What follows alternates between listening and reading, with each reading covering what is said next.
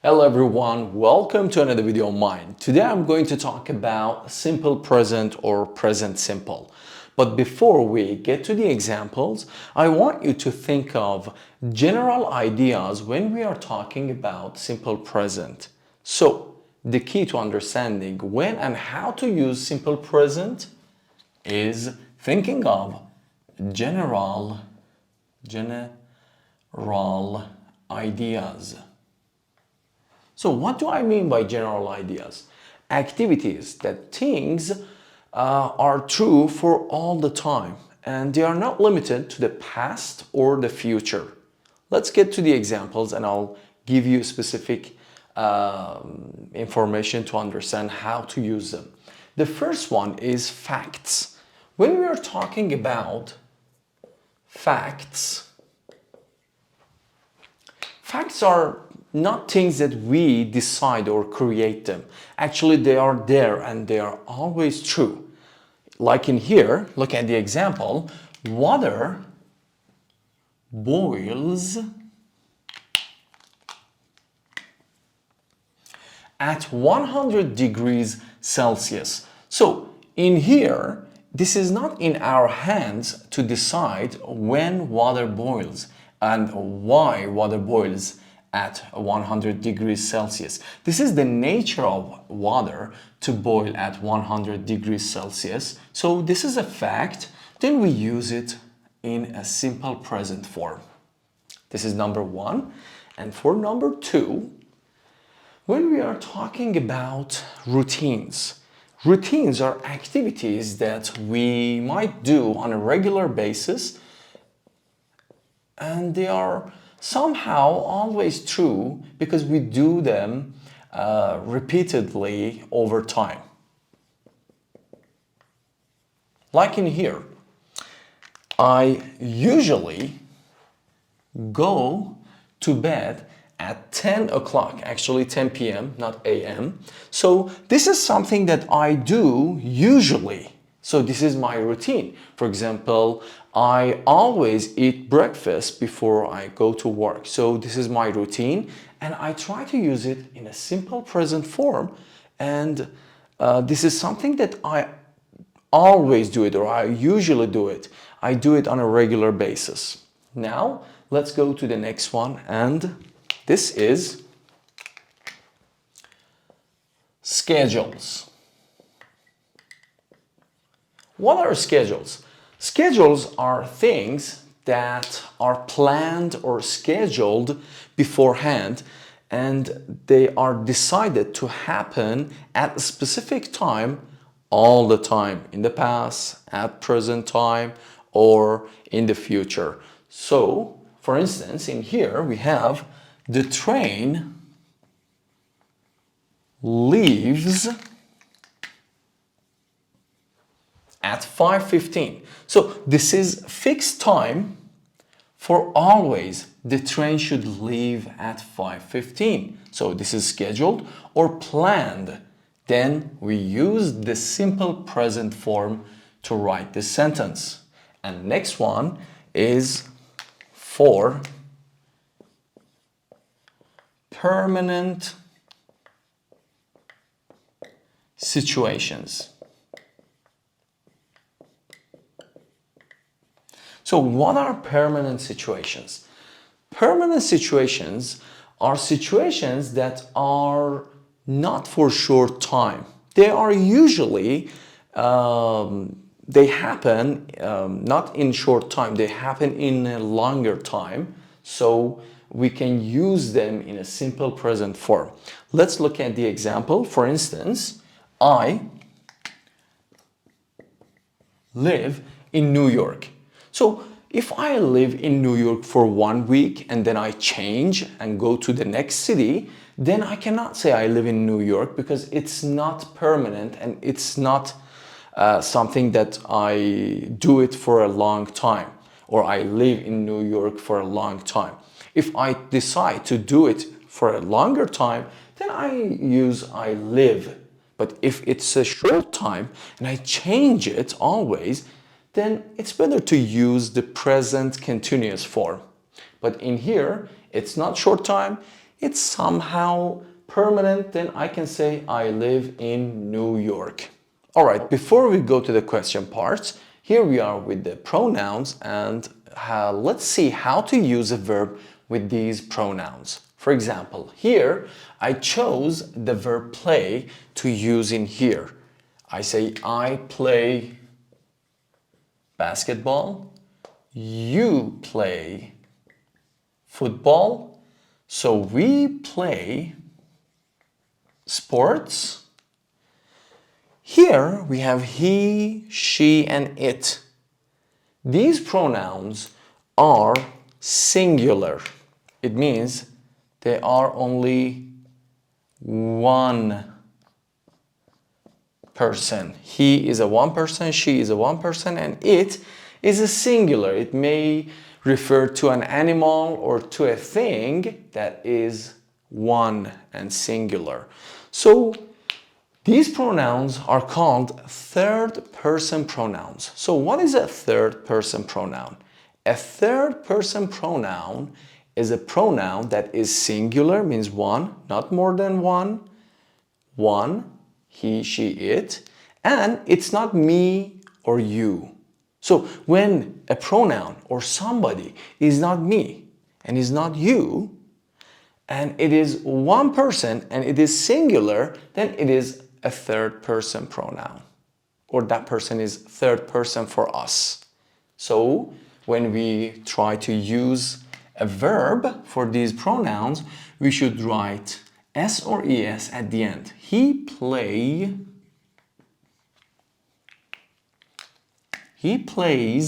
the piano. Or next one, she plays the violin. Or it, like English, okay? It in here refers to an idea, the language, English. English or it plays an important role in my life. So as you can see, when we have third person in our subject, then for the verb, we should write S or ES at the end of the verb, like in here that you can see. Next one, they. So they play musical instruments. As you can see, for the pronouns I, you, we, and they, we use the base form of the verb, play, play, play, and play. But for third person pronouns like he, she, and it, we add S or ES to the end of the verb, like he plays, she plays, and it plays. All right? Let's look at some more examples and we understand them better. All right, here we are with more examples. For example, I say, I have a girlfriend. Next one, you know me. We love English. He, in here, I changed the verb have to has for third person, and here you can see that the verb is changed completely, or somehow the part of the verb is omitted and we add S to the end of the verb have, and now we have has. He has a car. Or I have a girlfriend, my girlfriend, or she teaches English. She is a great teacher. And it feels great to have a girlfriend that teaches English. And last one, they love each other. That's my girlfriend. Why they love each other? This is not a great example, but so I cannot clean it now. But what if I want to write the negative form of these sentences? So what should I do?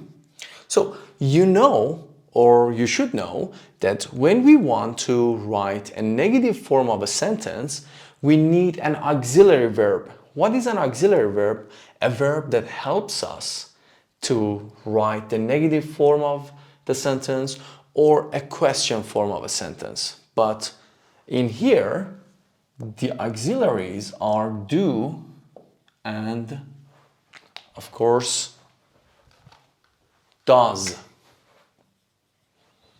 Now let's look at the examples. I say I don't have a girlfriend. This is the negative form. Or you don't know me. We don't love English. Of course, this is not true, but this is just a sentence and example. Next one. He, I write do, and remember one thing.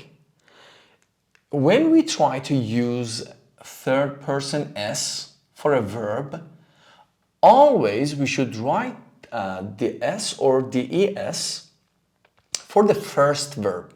So the first verb in here, you might think that is these red verbs. But I told you, these orange verbs that auxiliary verbs that I wrote in here are verbs too. So auxiliary is a verb too.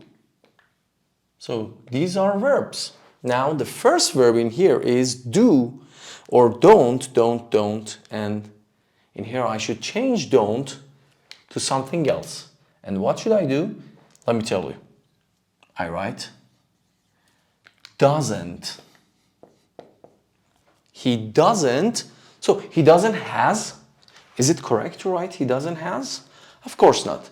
So I change this verb, or actually I clean the S and I change the verb to its base form and I write have. So he doesn't have a car. Next one. I say she doesn't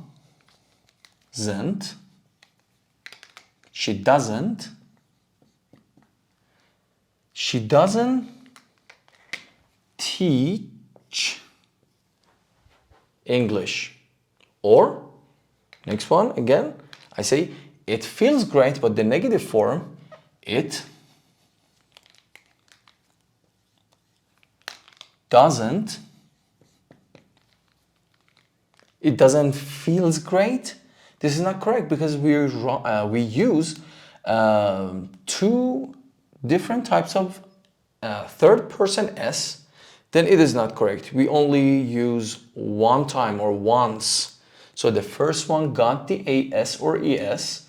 The second one is not needed. So I omit this one and I say it doesn't feel great.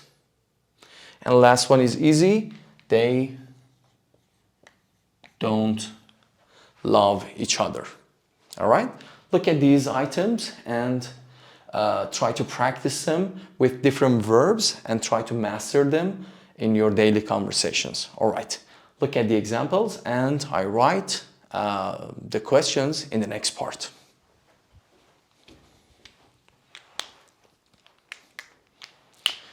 All right, now we want to talk about how to use simple present in questions. For example, for yes or no questions, the structure is like this: auxiliary, subject, and main verb.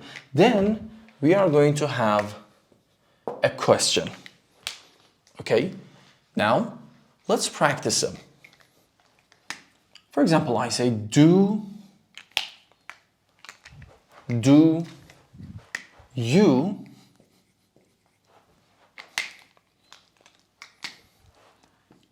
know? Do you know me? Do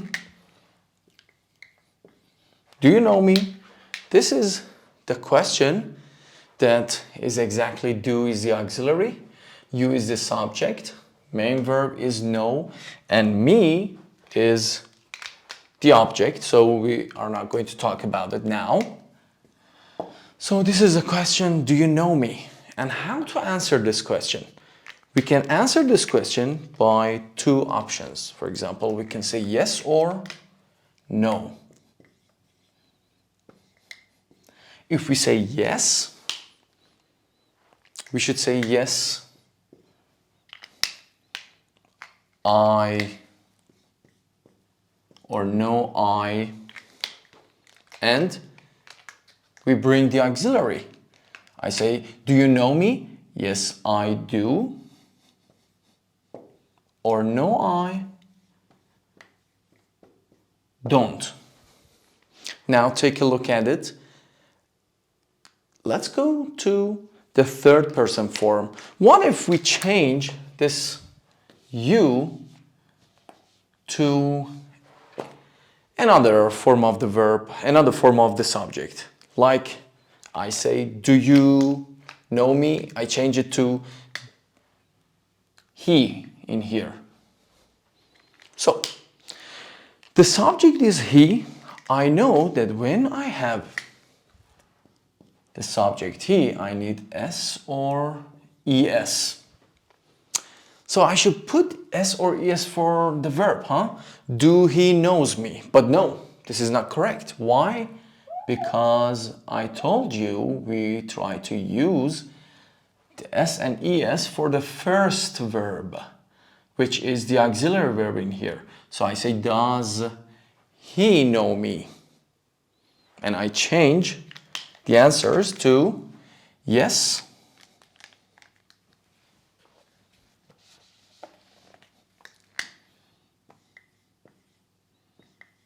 he, or no, he. So in here, yes, he does, or no, he doesn't. So this is the yes or no questions for simple present. This is the structure: auxiliary, subject, and main verb. All right, this is the structure for WH questions for simple present. For example, what do you want? How do you do? And where does she live? For she, because it's a third person, we say does, and we add es to do, which is the auxiliary verb. So where does she live? For example, she lives in New York. All right, everyone, thank you for watching and tuning in. I hope that you enjoyed this video. Please make sure to practice these items and examples in your daily conversations to be able to communicate with other people effortlessly. And before we go, please make sure to subscribe to my channel and like this video if you enjoyed this video. And if you will, please leave a comment down below. Thanks again and see you around.